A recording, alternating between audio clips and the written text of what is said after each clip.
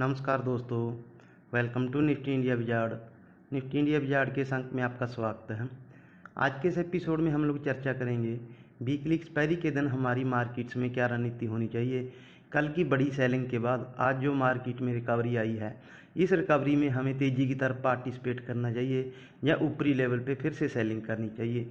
Bank Nifty की 1000 point की recovery के बाद हमें बैंक निफ्टी में फ्रेश खरीदारी करनी चाहिए या बैंक निफ्टी में ऊपर से फिर शॉर्ट करने के मौके मिलेंगे।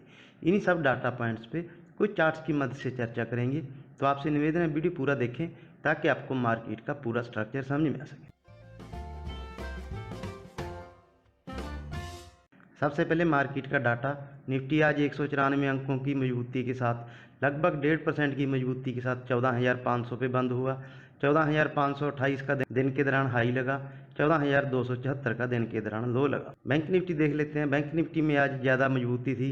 कल की 1500 पॉइंट की गिरावट के बाद आज बैंक निफ्टी 1000 पॉइंट नीचे से रिकवर हुआ। कल बैंक निफ्टी 30,780 पे बंद हुआ था। 1000 पॉइंट की मजबूती के साथ 31,770 पे बंद हुआ। 31,885 का दिन के दौरान हाई लगा। 30,722 का बैंक निफ्टी में दिन के दौरान लो लगा। निफ्टी के इंट्राडे चार्ट्स देख लेते हैं दोस्तों।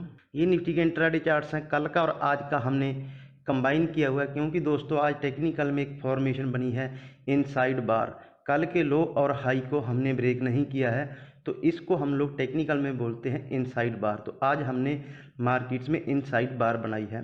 ग्लोबल मार्केट्स में भी आज सुस्ती थी। अमेरिका के फ्यूचर सुबह से फ्लैट काम कर रहे हैं। हांगकांग के बाजार दिन के दौरान एक समय 300 अंकों की मजबूती के साथ काम कर रहे थे, लेकिन क्लोज होते होते वहां पे प्रॉफिट बुकिंग आई और वो 40 अंकों की हल्की मजबूती के साथ बंद हुए। जापान के बाजार आज 200 अंकों की मजबूती के साथ बंद हुए।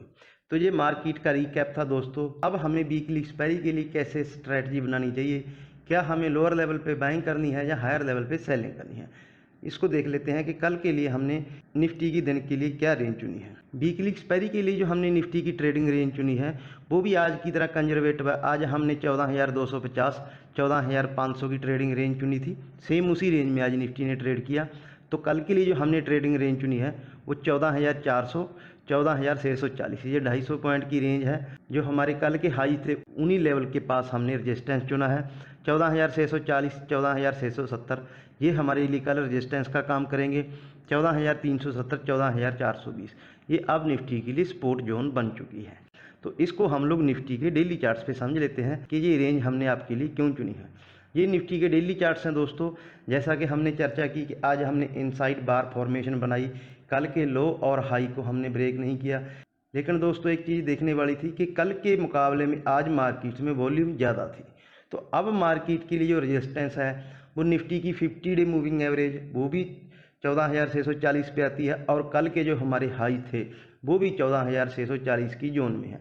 तो ये पॉइंट हमारे लिए रेजिस्टेंस है। वीकली एक्सपायरी के दिन इन जोन पे निफ्टी फिर से सेलिंग प्रेशर फेस कर सकता है। 14,400 को हमने मजबूत सपोर्ट के लिए क्यों चुना, उसका जवाब है निफ्टी की ऑप्शन चेन में।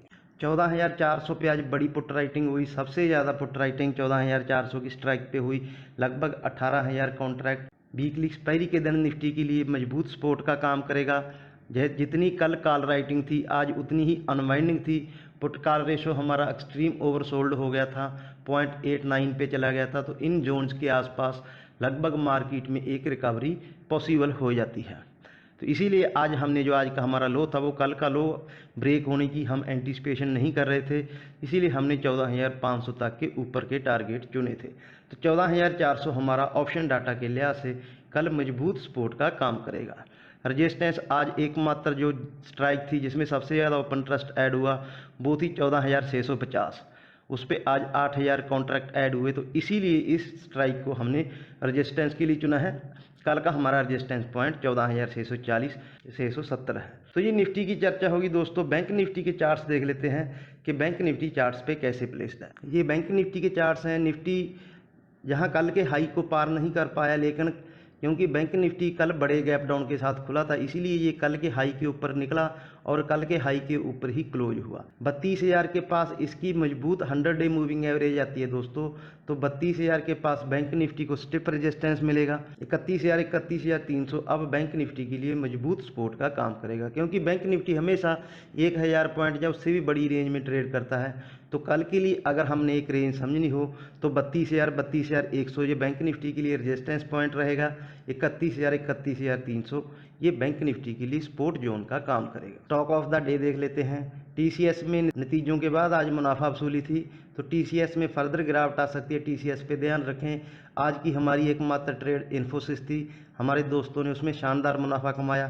तो ऐसी ही ट्रेड के लिए आप हमारा टेलीग्राम चैनल भी ज्वाइन कर सकते हैं, लिंक आपको डिस्क्रिप्शन में मिल जाएगा। दिन के दौरान भी हम हमेशा कोशिश करते हैं कि आपको एटलीस्ट एक ट्रेड दिन के दौरान प्रोवाइड करवाई जाए, जिससे हमारे दर्शक बढ़िया मुनाफा कमा सकें। तो ये हमारे आज के लिए कंप्लीट एनालिसिस हो गए दोस्तों।